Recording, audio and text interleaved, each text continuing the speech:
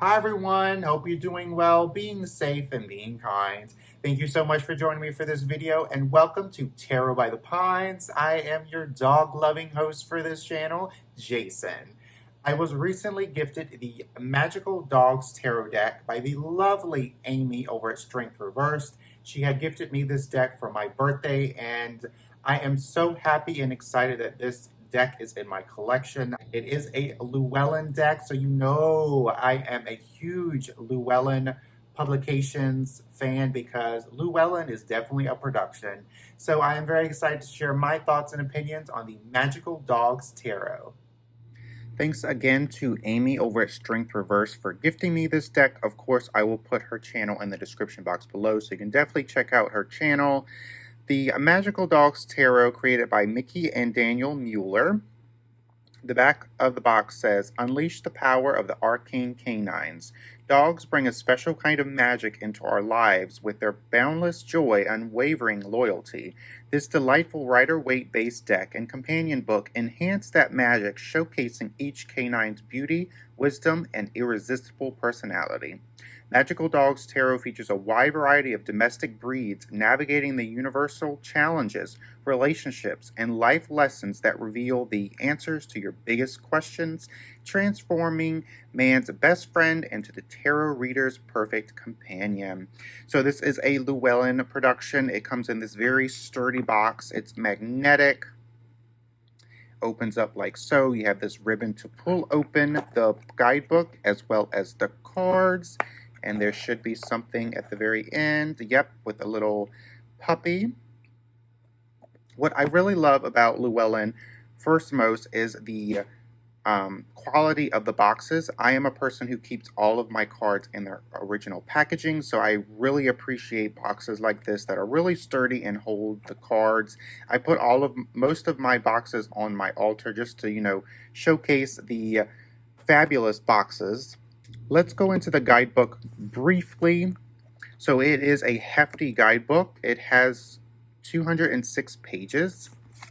The contents, the introduction of the guidebook talks about the history of the man's best friend and how it correlates into our ancestors and how these totem animals have lessons that we can learn from them. The next section is how this deck is organized. This goes into how the cards have been renamed. There's a few major arcana. There's the court cards that have been renamed, and then the minor suits have been renamed. And then it talks about the dog packs, which we'll get into that. Then it talks about the court cards, which I really enjoy this little bit. It talks about not specifically the gender of the court cards, but rather the energy and the experiences of that particular energy, which I really enjoy. Then how to use the cards, how to care for the deck, very general information there. And then it goes into the major arcana. So you have a half a page of the picture, then you have a general description of what's going on in the card, and then it has the divination meaning, pause for thoughts. Then it has the keywords of the upright, and then keywords for the reverse, as well as a little paragraph on the reverse meaning. And for the minor arcana, it has pretty much the same amount of love that's given from the majors, which I really appreciate that. Then going into the back of the thing here, you have 3 spreads, very interesting dog themed spreads. And then finally it goes into the appendix, and it talks about some of these sketches that Mickey Mueller had done. This is a husband and wife deck, so I really appreciate that family aspect of the couple really diving deep into working on this deck collaboratively. Okay, so let's go ahead and get into the cards. So here are the backs, and they are reversible. I was a little taken aback by this dream catcher of how dogs and dream catchers correlate together, but going into the history, well, the introduction of the guidebook, it kind of makes sense to me, so I appreciate this more. So going into the cards, now this is it seems like it is a colored pencil illustration, which I really find this refreshing and interesting to look at. So you have the Fool here, taking the leap of faith. The Mage, this is the Magician. The little dog has all 4 elements here. And in the guidebook, it does give you what kind of breed this dog is, so I really appreciate that. The High Priestess, instead of columns, you have 2 tree trunks or 2 trees. The Empress. Now, I thought this was popcorn at first, that's right beside the dog, but it is not. It is actually necklaces, but it does look like popcorn. The Emperor. The Shaman, which is the Hierophant.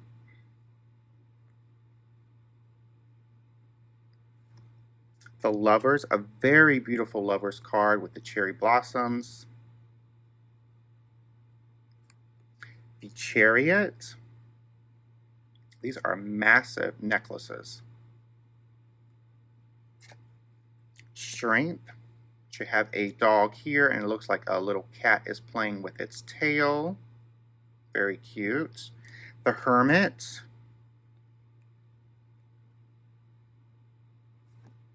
The Wheel, also known as the Wheel of Fortune.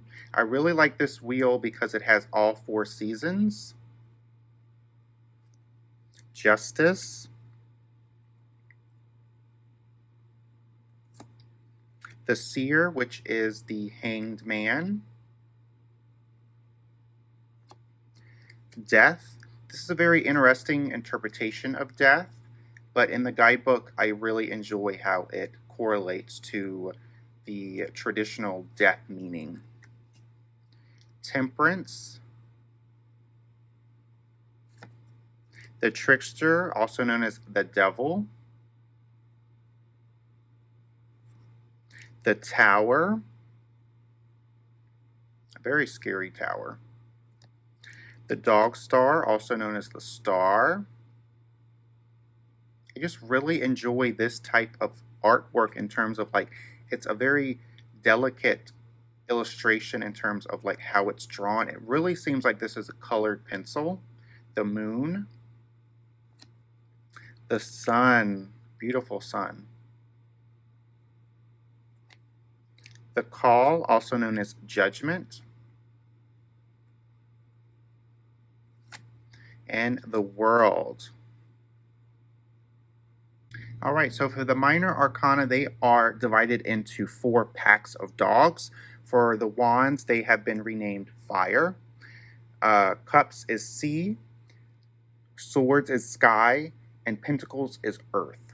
Now for the minor, for the aces, you have this type of dream catcher in the illustration. I really enjoy the guidebook in terms of how these suits are collectively described, especially the beginning of the suit with the ace. Going into the fire pack, starts off with the Ace of Fire, and the guidebook, it goes into detail of what's going on in the card, and I really appreciate, particularly for these aces here, especially with the fire one, it talks about how the sand correlates to the meaning of an Ace of Wands. I really appreciate that. The beginning of creative endeavors. The Two of Fire, Two of Wands, you have the 2 wands here, or the 2 fire, picking a path. And then the 3, you're setting toward that path. Then the 4, you have the celebratory card. And then the 5 of Fire, 5 of Wands, you have that conflict. 6 of Fire, you have that victory feeling, the accomplishment. And this is a very RWS inspired deck. It's just dog themed. So any person who is looking to pick up a tarot deck, that is perhaps a beginner or a more advanced reader, they can easily read this type of illustration. Seven of Fire, the Seven of Wands, you have that defense card. Then the 8, you have all that the fast movement, going with the flow. Then the 9 of Fire, the 9 of Wands. And then the 10 of Fire, you're carrying all this burden. So going into the court cards, so for the pages, they are called Puppy. Then the Knights are Guardian. And the Queen is Alpha Female. And then the King is Alpha Male. And the guidebook talks about not specifically gender for the court cards, but rather the experience that each energy holds. So for the Puppy, they're very energetic. They are new to the suit that they belong to. And then the Guardian is more advanced.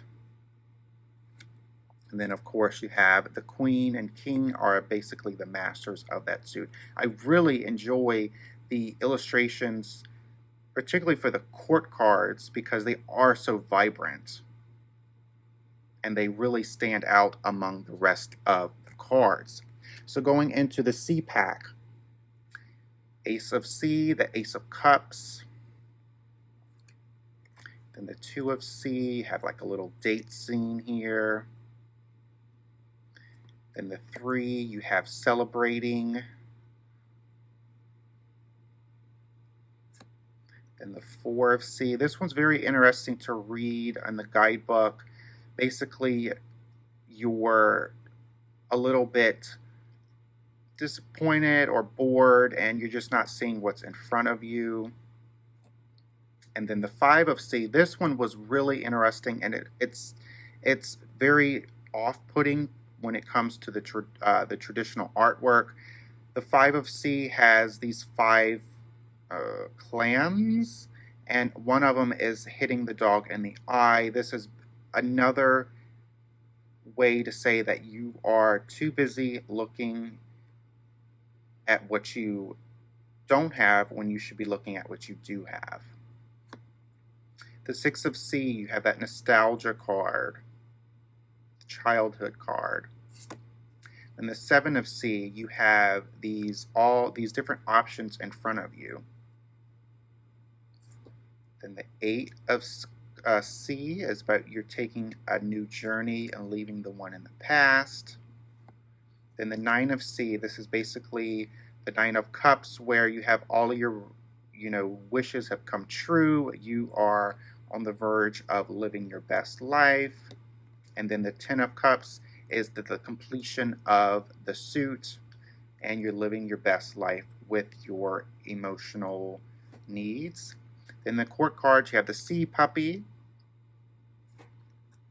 the Sky Guardian, the Sea Alpha Female, and then the Sea Alpha Male.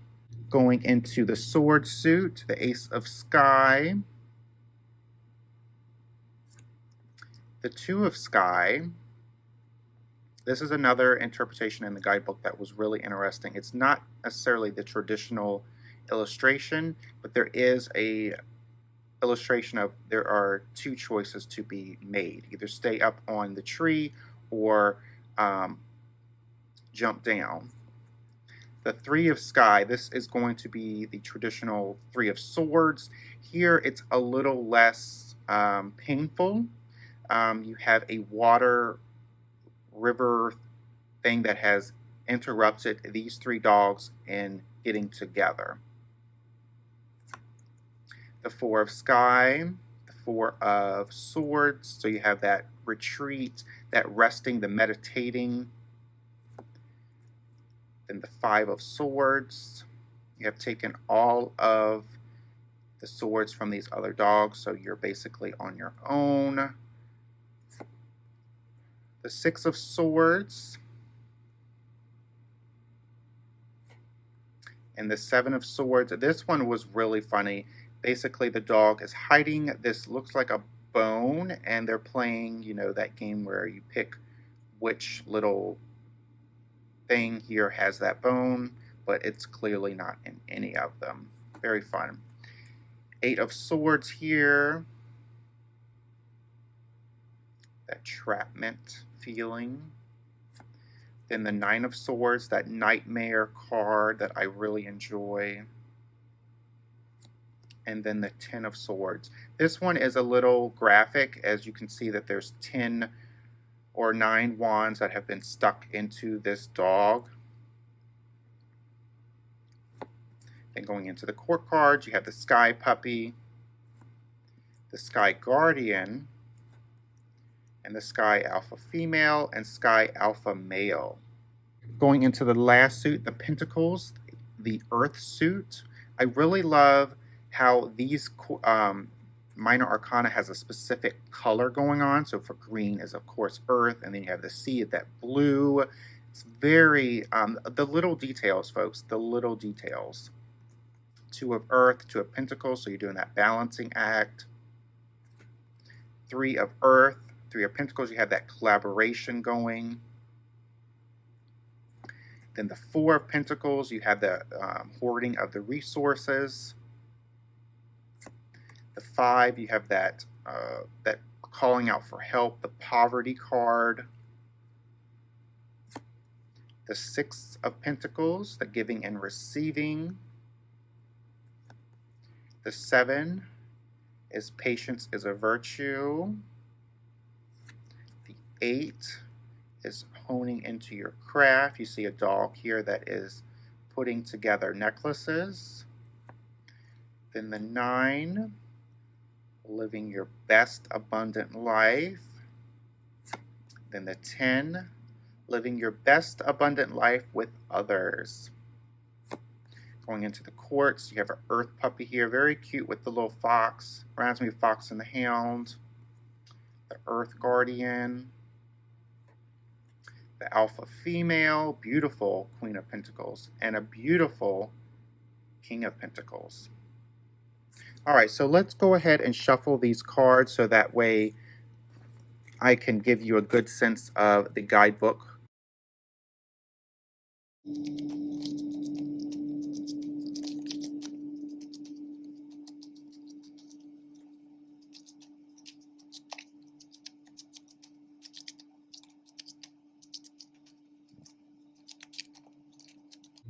All right, before I pick this card, the cardstock is that classic Llewellyn cardstock. I really enjoy Llewellyn cardstock. It's on the slippery side, a little glossy, but it shuffles really well. So if you know, or if you have a Llewellyn deck, perhaps maybe the Animal Totem or the Everyday Witch Tarot, or even the Mermaid Tarot, this cardstock is pretty much the same. So the card that I have gotten is the Dog Star. So I'm going to go ahead and see if I can get a minor arcana card. And I got the Fire Puppy. Perfect. On the languid banks of the Nile, a Banshee stands among the water lilies, pampas reeds, and swaying palms. Beyond her stalks a sacred abyss of thought. Her forepaws rest in the waters, representing her intuition, while her rear legs are on the earth, symbolic of her logical mind. Her gaze has fallen on the brilliant reflection of Sirius, the Dog Star, sacred to Isis and herald of the life-giving floods. Above can be glimpsed in the full constellation of Canis. Canis Mare, the great dog. Its other 7 stars, representative of the 7 chakras of the body, held in balance within her, just as they are balanced in the heavens above. You have made it through difficult times, and now with great relief you come to a time of calm and hopes to be fulfilled. The lingering shadows have dissipated. They have no power over you. Faith in the future is lifted, and you are empowered in the Dog Star, or as the Dog Star lights the way to your unfolding destiny. Better days are ahead. Then you have keywords here, and then the reverse meaning. What has you feeling discouraged? Others say that everything will be okay, but unless you find a way to tell yourself that, you won't be able to see your guiding light clearly. You must awaken from your discouraged state. You can overcome despair if you look within for solutions. All right, going into the Fire Puppy. The morning star, named Sepphoris, the dawn bringer, peeks between wispy clouds as the first tinges of warm colors paint the distant horizon. Awakening before the sun and traveling out alone into the wilderness, a beagle pup explores without fear. With the tiny strides of his short legs, he embarks upon discovery. Between his teeth, he grasps a little brand whose small flame is like the first spark of inspiration. Awakening in his heart the primal sittings or stirrings of what will become his life's passions and desires. Unburdened with the responsibilities that come with age, his free spirit dreams of things that the elders deem impossible. You're full of creativity, curiosity, and wonder in the world around you. Let your enthusiasm carry you to new adventures. Express yourself and embrace your passion for life. Even if you are new at something, if you are brave enough, keep your head about you and don't give up.